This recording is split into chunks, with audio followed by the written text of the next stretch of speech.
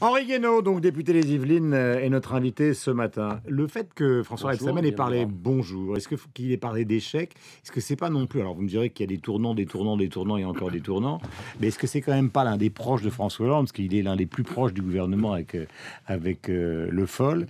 Est-ce que c'est quand même pas le signe d'une prise de conscience tragique? C'est peut-être le signe d'une prise de conscience, elle est bien tardive. En tout cas, moi, je préfère ça à la langue de bois, que dis-je, de plomb, qui consiste à passer son temps à nier la réalité. Oui, le chômage augmente, il augmente massivement. Oui, l'économie française et l'économie européenne sont au bord de la déflation. Et le monde entier, d'ailleurs, s'en inquiète. Il faut regarder les choses, il faut regarder les réalités en face. Mais ça, que le monde s'en inquiète, il y a même eu des rapports du MFMI sur ce Le monde thème-là. s'en inquiète parce que ça risque d'entraîner le monde dans une catastrophe. Ouais. Du type de celle qu'on a connue 2008-2006. Oui, alors avec d'autres modalités, mais on voit bien que si jamais la zone euro entre en déflation, ça va avoir des conséquences sur l'ensemble de la planète. Et pour l'instant, Bruxelles, semble-t-il, n'a pas envie d'entendre cette mélopée-là. Quand vous écoutez le président de la Banque Centrale Européenne et que vous voyez ce qu'il essaye de faire passer comme mesure, qui se heurte d'ailleurs à la résistance d'un certain nombre de pays membres et de l'Allemagne en particulier, vous sentez qu'il y a des gens lucides, à des postes de responsabilité extrêmement élevés, qui éprouvent une grande inquiétude. Maintenant, vous ne pouvez pas demander à la Commission européenne et à ses services d'éprouver la moindre inquiétude. Elle vit dans une espèce d'orthodoxie et de pensée unique qui fait depuis 30 ans, et encore plus depuis qu'on a créé l'euro, la zone économique du monde la plus dépressive. Celle où il y a le plus de chômage, le plus de fractures et le moins de croissance. Mais si je vous comprends, si je suis parti de Rebsamen, c'est parce qu'en fait, on essaie de réfléchir ensemble à cette question. Est-ce que c'est un problème français? Est-ce que c'est un problème international? Vous parlez de l'Europe, par exemple. Cameron refuse, c'est ce qu'il dit, il ne le fera peut-être pas, mais il refuse de payer le 1er décembre le chèque supplémentaire de 2 milliards, parce qu'il dit vis-à-vis de mon opinion publique, c'est absolument impossible. Donc ça va se terminer comment? Dans un gigantesque chacun pour soi, avec effondrement de certains pouvoirs, pourquoi pas le français, ou ça va s'arranger? Bien malin qui peut le dire. Simplement, on voit bien que ça peut se terminer dans une gigantesque catastrophe. Avec effectivement un grand chacun pour soi, comme ça s'est passé dans les années 30, où chacun essaie de tirer son épingle du jeu au détriment des autres, où finalement tout le monde perd. Prenons l'Europe, ça ne peut plus continuer comme ça. Donc soit on change, et alors on a une chance. Mais ça, c'est le discours de Hollande. Soit on change. Mais il n'obtient aucun résultat, mais c'est son discours. Mais il n'a rien fait. Parce que Excusez-moi, il n'a absolument rien fait. On va pas régulièrement à Bruxelles simplement en disant « Donnez-moi encore un délai de grâce, monsieur le bourreau ». On y va avec une stratégie, avec un vrai plan, avec une vraie politique économique. Et puis on dit « Voilà, j'ai reçu mandat du peuple ». Il n'en a reçu aucun, puisque il fait le contraire de tout ce qu'il a dit. Et je vais le faire. On essaie de convaincre ses partenaire, et puis si on n'y arrive pas, on le fait quand même. C'est pas du tout ça. Tous les correspondants qui voient et qui suivent... On fait la politique du chien crevé au fil de l'eau. Ça peut pas marcher. Je connaissais pas cette politique. Oui, voilà, vous l'avez sous les yeux. C'est-à-dire que jour après jour, on réagit, on surréagit, on fait le contraire de ce qu'on a dit la veille, etc. Donc on suit le fil de l'eau des événements. Mais alors vous avez toujours dit qu'il fallait revenir au fondement de la Ve République. Or, il y a une autre école, j'allais dire, de pensée en France par rapport à ça, c'est qui consiste à dire passons à la 6e. C'est-à-dire que rien ne marche sur le plan politique. Je prends une seconde parce que c'est important. Au fond, regardez le crash test des banques, ça fonctionne. Les grandes entreprises du CAC 40, ça fonctionne. Non, le crash test, c'est une vaste blague. Vous auriez pu faire tous les crash tests que vous vouliez à la veille de 2008. Vous n'auriez pas trouvé beaucoup de banques. C'est plus rassurant qu'inquiétant quand même. Non, c'est rien. Non, mais ça veut dire qu'il y a une autre... C'est l'illusion comptable et statistique dans laquelle nous vivons. Ça n'empêchera pas que si demain nous avons de nouveau une crise comme celle de 2008 où d'un seul coup tous les marchés interbancaires disparaissent, eh bien toutes les banques seront au bord du dépôt de bilan. Voilà la vérité. Donc on se rassure à peu de frais. C'est intéressant, mais ça ne nous dit rien sur la suite de l'histoire. Mais la politique du chien crevé au fil de l'eau que vous venez de définir, être dans l'apocalypse mentale du point de vue de la pensée, c'est quand même extrêmement compliqué. Moi, je ne suis pas dans l'apocalypse mentale, je constate qui peut trouver un autre mot. Au début, je disais désordre, maintenant il faut dire chaos. Voilà, on est dans le chaos économique, dans le chaos social, dans le chaos culturel, dans le chaos politique, dans le chaos institutionnel.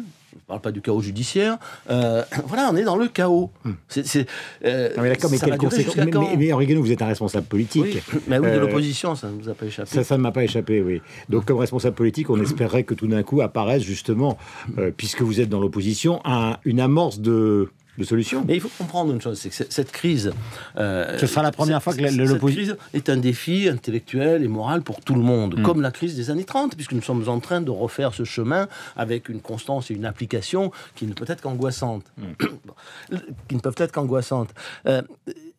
Ce défi n'est relevé par personne. Nous avons construit des partis qui sont des cartels électoraux dans lesquels on n'arrive plus à avoir de vrais débats. Regardez le Parti socialiste. Avant, ils étaient unis sur quelque chose, ils ne sont plus unis sur rien. Ouais. Ils ne sont plus d'accord sur rien. Donc regardez l'UMP. C'est une forme de débat. Regardez l'UMP.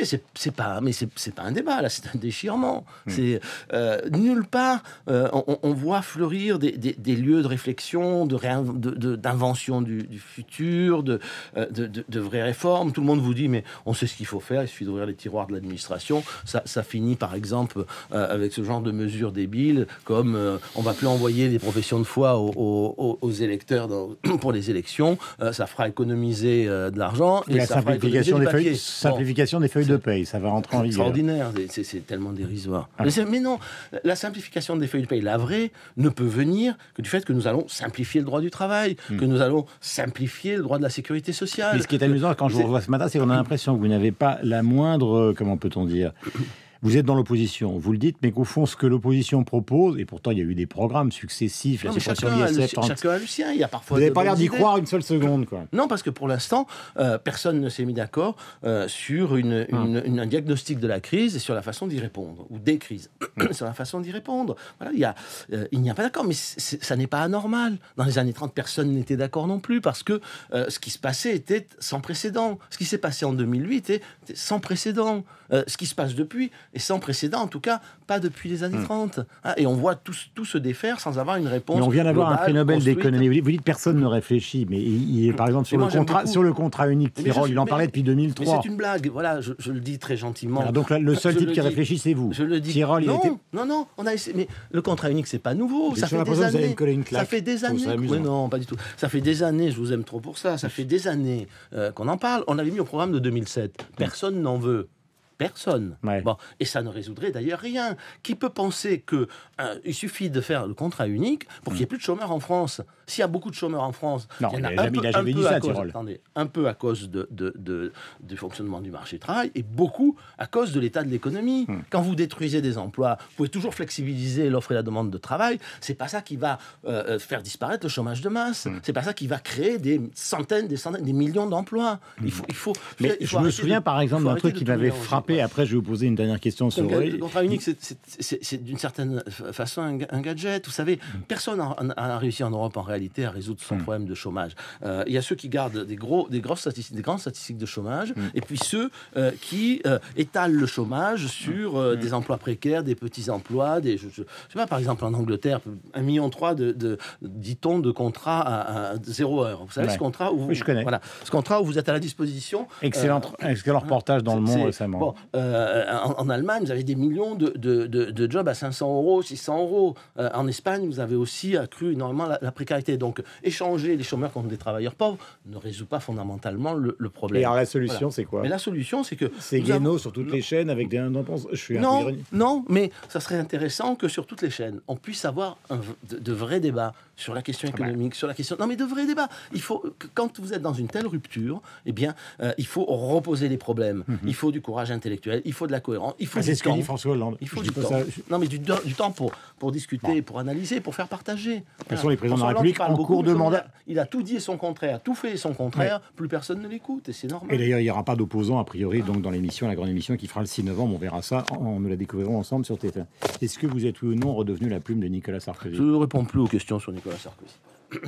Parce qu'il y a tellement d'autres choses. Regardez, on a des sujets quand même plus importants, ceux dont on vient de parler. Vous voulez quand même pas me dire que j'en ai...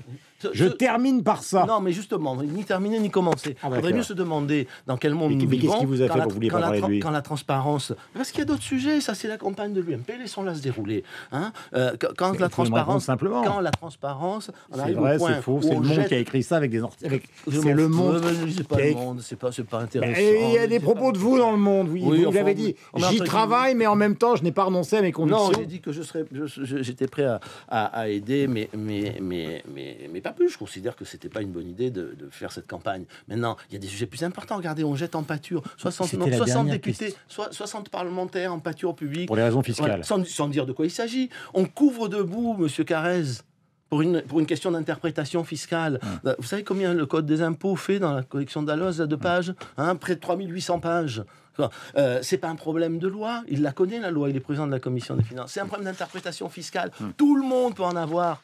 Tout le monde, beaucoup de gens d'ailleurs discutent avec le fisc, ont des controverses avec le fisc, on jette ça en pâture comme si c'était de la fraude, de la dissimulation, presque de la corruption. Mais on va aller où? Vous savez, il faut bien voir ce à quoi nous ouvrons la porte entre les politiques économiques et puis ces phobies de transparence, d'antiparlementarisme, de tout ce pourri. On ouvre la porte au fascisme, voilà, ou à une forme de fascisme. Vous verrez, c'est ce qu'avait dit Manuel Valls. Vous verrez, si ça continue comme ça va finir de cette façon. Voilà. Et M. Hollande aura une lourde part de responsabilité. Eh bien, écrivez-le dans les textes de Nicolas Sarkozy.